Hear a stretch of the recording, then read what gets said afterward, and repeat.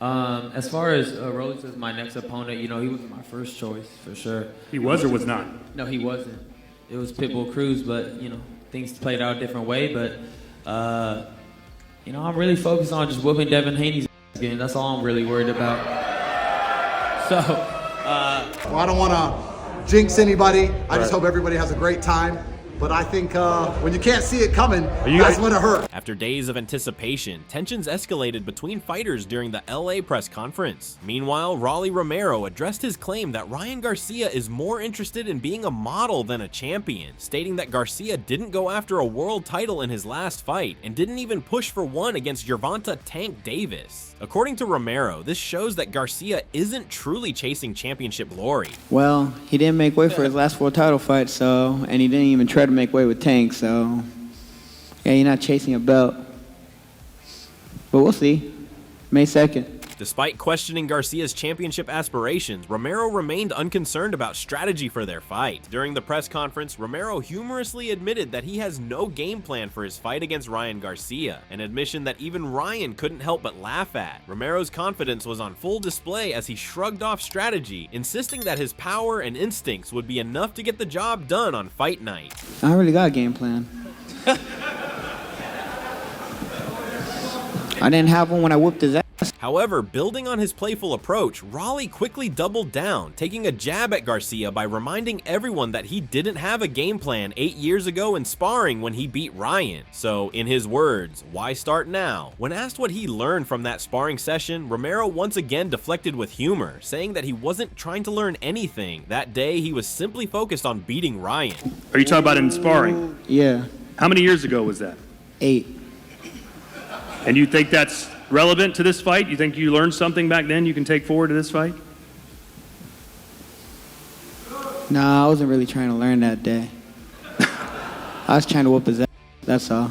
Garcia, unfazed by Romero's remarks, responded to Raleigh by stating that Romero wasn't his first choice of opponent, revealing that he originally wanted to fight Isaac Pitbull Cruz. However, Garcia quickly shifted the conversation, making it clear that his real focus is on eventually facing and defeating Devin Haney. As far as Rose as my next opponent, he wasn't my first choice for sure. He was or was not? No, he wasn't. It was Pitbull Cruz, but things played out a different way. But I'm really focused on just whooping Devin Haney again. That's all I'm really worried about.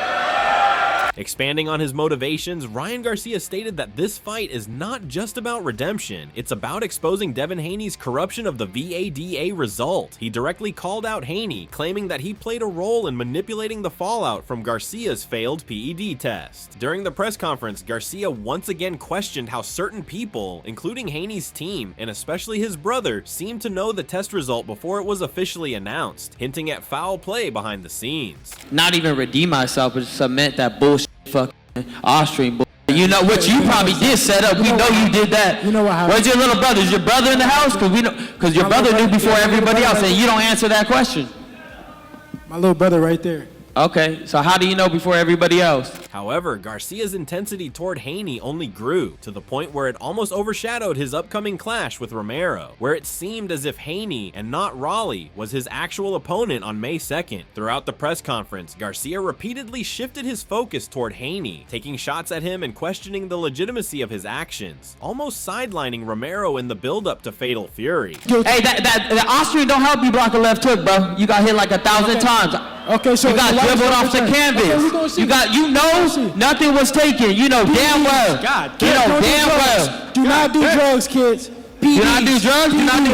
Okay, hey, he had that in his back pocket the whole time. Get him. Amid Garcia's fiery remarks, Romero seized the moment to inject some humor, joking that he thinks Haney should get the fight instead. His remark added a lighthearted moment to the otherwise heated exchange as he watched Garcia shift his attention away from their matchup. I think Devin should get the fight again. Shifting his focus back to Raleigh, Ryan Garcia assured that he isn't taking him lightly and is fully committed to his training and preparation. However, he once again reiterated that the fight everyone truly wants to see is his rematch with Devin Haney, making it clear that's where his heart is set. At times, it seemed as though Garcia was so fired up that he wanted to let loose right then and there on stage. He's gonna come to fight. I'm not taking him lightly or anything like that. I'm still gonna train my best, but you know, everybody really wants to see the rematch, and that's where my heart's at. Unbothered by Garcia's divided focus, Rolly Romero dismissed Garcia's distraction, stating that Ryan can think whatever he wants. But deep down, he knows exactly what Romero is capable of. Romero implied that Garcia is well aware of his power and skill, making it clear that come fight night, there will be no escaping what he brings to the ring. He can think whatever he wants. He knows me too well, so. Unshaken by Romero's confidence, Ryan stated that his main focus is to prepare well for the fight, firmly declaring that he is the superior fighter. Garcia made it clear that he fully intends to knock Rolly Romero out on May 2nd. So I just gotta, you know, prepare well, and I know I'm the better fighter. I'm gonna knock him out, so that's it. Ultimately, Garcia stated that he plans to put Rolly Romero to sleep with his signature left hook, leaving no doubt about his confidence in securing a knockout victory on May 2nd. I put Rolly to sleep with a left hook. That's it. That's what you're gonna see. Period. As excitement builds for Fight Night, boxing analyst Sergio Mora shared his thoughts on the Fatal Fury event being held in the middle of Times Square. He described it as a historic and unprecedented occasion, comparing it to New Year's Eve, where instead of the ball dropping, fighters will be hitting the canvas on May 2nd. Mora also pointed out that those living nearby will have the best seats from their own homes. It's historic, unprecedented. I mean, for fighters to be outside on Times Square, we're used to seeing the ball drop in New York City on New Year's Eve. Now we're going to see boxers drop on the canvas. I mean, it's amazing. Everyone's going to have a best seat in the house if you live there. Agreeing with this, Chris Mannix stated that the event is set to be highly exciting, especially when big names in boxing are headlining the event. He believes the event will live up to expectations and deliver the spectacle fans are anticipating. Yeah, I think it's going to be very cool to see an event right in the middle of Times Square. And the card is got a lot of big names on it. It's going to live, I think, up to those expectations. In addition, Mannix acknowledges and highlights Ryan Garcia's return to the ring, emphasizing that he is stepping back in after more than a year-long layoff to take on Rolly Romero. Ryan Garcia, the return of Ryan Garcia. He is back after more than a one-year layoff, taking on Rolando Romero. Big fight there, too.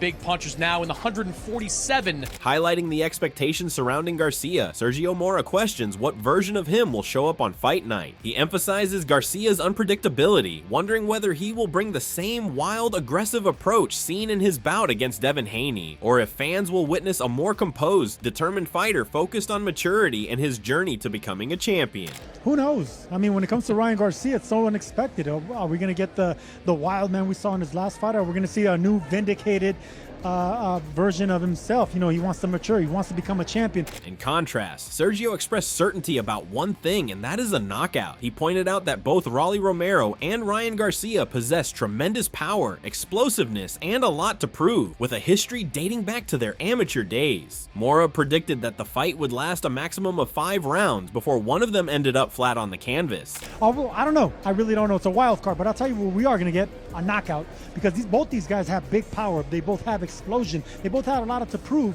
They both know each other so well from sparring.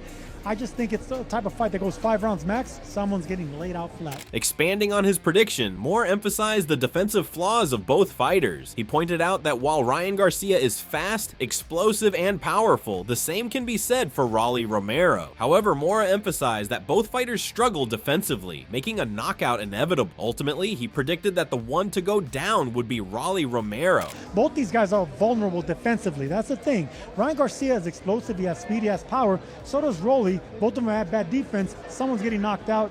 I think the odds are Rolly's getting stopped. While Mora firmly predicted a knockout, the infamous Andrew Tate also voiced his thoughts on the fight, making it clear that he does not want to disrespect either fighter by picking a side. Instead, he extended his best wishes to both men, hoping for an exciting event where everyone enjoys themselves. Tate added that his main wish is for everyone to leave happy, healthy, and a little bit richer. Bro, I don't want to disrespect anyone. I want to wish everybody the absolute best. I hope everybody gets in there, has a great time, leaves happy, healthy, a little bit richer. However, Tate couldn't ignore Ryan's speed, drawing from his own experience to suggest that lightning-fast punches pose the greatest threat and admitting that he was always wary of opponents whose hands he couldn't see, perhaps implying that Garcia holds the advantage in this matchup against Rolly. While he praised all fighters involved, calling them fantastic competitors, he admitted to having a personal connection with Ryan as they are friends. Tate further emphasized that when punches come as fast as Garcia's, that's when they do the most damage. Ryan's quick, man. man. I'll just tell you something. Like, I remember from my fight days, I'm a bit old now, but I'm scared of the guy whose hands you can't see. Those are the ones to be afraid of. So. They're all good fighters, but Ryan's clearly your favorite. They're all fantastic fighters. Ryan and I are good friends, you know, so we have a personal relationship there. Yeah. But I don't want to wish disrespect on anybody. Right. Well, I don't want to jinx anybody. I just hope everybody has a great time. But I think when you can't see it coming, that's when it hurts. Building on Tate's remarks, Oscar De La Hoya shifted the focus to the pressures Garcia faces outside the ring. He stated that while many wish for fame and fortune, they fail to realize the challenges that come with it. De La Hoya emphasized that this lifestyle is not as glamorous as it seems, warning that life comes at you fast, something Garcia has experienced firsthand. He pointed out that the sudden rush of money, fame, and attention can be overwhelming, making it a difficult balancing act for any young fighter. Yeah, I hope so. I mean, obviously you want to wish the best for a young kid who has all the pressure in the world, who has the world on his shoulders. It's like, it's no easy task. I always tell people like who tell me, you know what, I want to be famous like you, I want to have money, I want to do this. No, you don't. No, you don't. It's not a good life. Because life comes at you so fast, and that's exactly what's happened with Ryan. It's come so fast, the money, the fame, the looks, the women, this, that. And then it goes away so fast. And then it goes away so fast, but then it could come back again so fast. So you have to, I think right now, just balance it all. Despite these challenges, De La Hoya reassured that Ryan is in a good mental state, highlighting that he looks calm, focused, and in a good place. De La Hoya added that the team fully supports him and wishes him the best ahead of his highly anticipated fight. I think Ryan Garcia is in a good space. He looks calm, he looks good, and you know, we wish for the best. Moving on, while shifting the attention to Romero, Chris Mannix noted a surprising change in his demeanor. Mannix stated that Rolly Romero hasn't been living up to the pre-fight hype, pointing out that he has been unusually quiet in the past press conferences, a stark contrast to his typically loud and brash personality. He was even shocked. He thinks he's a deer in the headlights, and maybe he is. He just seems disengaged, almost a little bit kind of like Ryan was leading up to the Devin Haney fight. You know, you couldn't get a straight answer from him. You didn't know if he's going to show up on time. And, you know, hey, Rolly's here. He seems to be enjoying the moment. But as far as that pre-fight hype that we were so excited to hear from him, he's been as quiet as a mouse, Sergio. That's what happens when you get knocked out, not once but twice. When you get knocked out like that, the bravado that you used to have. Adding to the discussion, Sergio Mora linked Romero's subdued demeanor to the lasting effects of past knockouts, suggesting that his confidence may have been shaken. He explained that when a fighter suffers brutal knockouts, the bravado and sense of invincibility they once carried into the ring starts to fade. Mora emphasized that Romero has been chinned and knocked out before, and now he has to prove he can bounce back by delivering a knockout of his own. He pointed out that Romero failed to do so in his last fight, questioning how he expects to pull it off on the big stage this time around. The invincibility that you carried yourself out, you know, onto the ring, onto the promotion, you know, now that's not the case anymore. You've been chin checked, you've been knocked out, you've been, you know, embarrassed on the big stage. So now it's time for you to come back and do something and knock a guy out. He didn't do that in his last fight. So if he can't do it in his last fight, how do you expect him to do it on the big stage? All right, well, May 2nd cannot come soon enough. 3-fight card, all three. Amid discussions on Romero's mindset, Robert Garcia shifted the focus back to the fight itself, expressing his excitement for the fight. He stated that he can't wait for May 2nd and is glad he'll be there to witness it live, predicting that the event is going to be nothing short of spectacular. It happens. It's crazy. That was crazy. What's your prediction for the main event? Can't wait to see that fight, and I'm glad I'm gonna be there because that's gonna be fucking awesome. Following Robert Garcia's excitement for the event, Rolly Romero addressed the notion of being overlooked, stating that Ryan can focus on whoever he wants. It makes no difference to him. He confidently asserted that Garcia will get knocked out on May 2nd, and only then can he go on to fight Devin Haney. They can fight. I don't give a It has nothing to do with me. He gets knocked out by me, and then he goes fight fucking Echoing a different perspective, Jose Ramirez offered a more personal take on Rolly Romeo, expressing his liking for him as a person. He described Rolly as a nice kid, highlighting his humorous and charismatic personality. Despite the pre-fight talk, Ramirez expressed confidence that Romero will be training hard and preparing seriously for the fight. Hey man, I like Rolly, bro.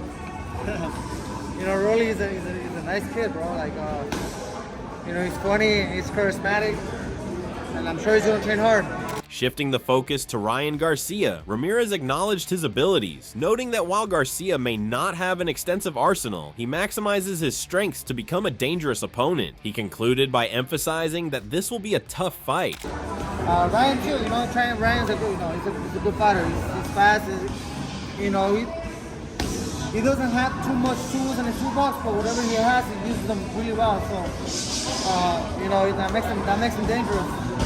It's a tough fight. Reflecting on the first press conference, Rolly Romero stated that he was smiling the entire time and simply enjoying himself. He acknowledged that he understands why the event unfolded the way it did, but chose to keep that reason to himself, leaving an air of mystery surrounding his perspective. I was smiling the whole time.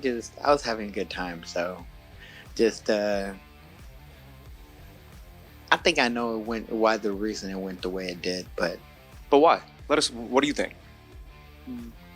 I'm not allowed to disclose that information. Rolly also questioned Ryan Garcia's growth as a fighter, stating that he hasn't evolved and still relies on the same tactics in the ring. While acknowledging that Garcia has come a long way, Romero confidently dismissed his style, insisting that it won't be effective against him on fight night, just as it was not effective 8 years ago in the sparring sessions. I don't feel he evolved as a fighter. No? He does the same shit. So, yeah.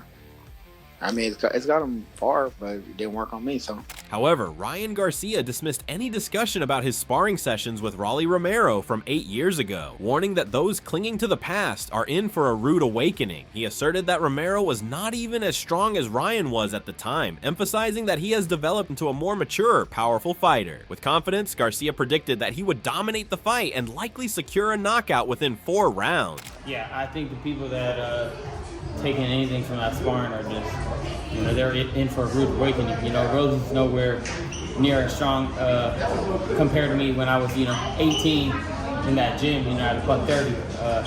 So, they're going to see that I'm just a more mature fighter, stronger, and I feel like I'm going to beat him easy, like probably knock out within 4 rounds. With fight night approaching, the excitement surrounding Fatal Fury continues to build. While analysts debate the fighter's strengths and weaknesses, May 2nd promises to deliver a showdown where words will no longer matter, only the action inside the ring. We want to hear from you. Let us know in the comments section, who do you think will be winning the fight, and what are your thoughts on Rolly's laid-back approach? If you enjoyed it, you consider liking the video, sharing with a boxing enthusiast, and subscribing so we keep bringing you the latest boxing updates.